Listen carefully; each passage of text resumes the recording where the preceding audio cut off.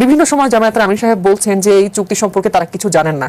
আবার ইউনূসের সরকার, ডক্টর মোহাম্মদ ইউনূসের সরকারে যারা ছিলেন বা ইউনূস সরকারের গুরুত্বপূর্ণ দায়িত্বে যারা ছিলেন তারা বলছেন যে না, এই চুক্তিতে সব রাজনৈতিক দলকেই জানানো হয়েছে। এই যে আসলে না জানার ভান করা হচ্ছে বা যেই দলই আসুক সেই দলই বলছে যে না, জানানো হয়নি, এই বিষয়টিকে আপনি কিভাবে দেখেন? এই অভিযোগগুলোর কি আসলে যুক্তিসঙ্গত কিনা? ধরেন আমি আপনার সঙ্গে কথা বলেছি, তো আমি বললাম আমি কথা বলেছি, আপনি বললেন না আমার সঙ্গে ওনার কথা হয়নি, দেখা হয়নি, কিছু হয়নি।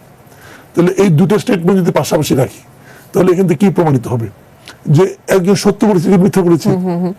এখানে তো দুজনেই সত্য বলার কোনো সুযোগ নাই, অথবা দুজনই মিথ্যা বলেছে। মিথ্যা দুজনও বলতে পারি, অথবা একজন মিথ্যা একজন সত্য, কিন্তু দুজনই সত্য এটা হওয়ার কোনো সুযোগ নেই। তাহলে ইউনূস সরকারের লোকজন বিএনপি এবং জামাতের সঙ্গে যে কথা বলেছেন, হ্যাঁ, হয় তারা বলেন নাই, কিন্তু দুজনই তো সত্য হওয়ার কোনো চান্স নাই। হয় সরকার, ইউনূস সরকারের লোকজন মিথ্যা বলতেছেন, অথবা বিএনপি জামাত মিথ্যা বলতেছে, অথবা দুইজনই মিথ্যা বলতেছে। আমাদের সমস্যাটা কি জানেন? আমাদের সমস্যা হলো এদের যে কোনো একজন মিথ্যা বলে আমাদের জন্য এটা হতাশাজনক। একদল আমাদের উপরে ছিল, আরেকজন এখন আছে। জামাতে ইসলাম সংসদের বিরোধী দলের সদস্য হিসেবে আছে। আমরা কিন্তু জামাতের দিকেও তাকিয়ে থাকি। জামাত যদি মিথ্যাবাদী হয় এটা আমাদের জন্য তো সুখবর না, কারণ তারা তো বিরোধী দল।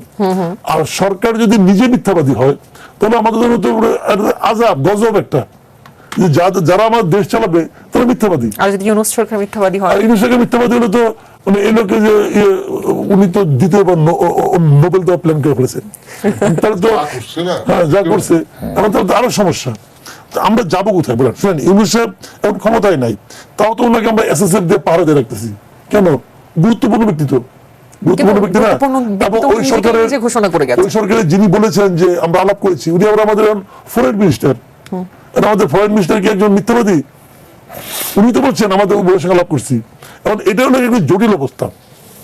তবে আমি যেটা মনে করি, এই যে মানে বাদ প্রতিবাদ, বাহাস যাই বলেন না কেন, এটা একজন নাগরিক হিসেবে আমাদের জন্য স্বস্তিদায়ক না।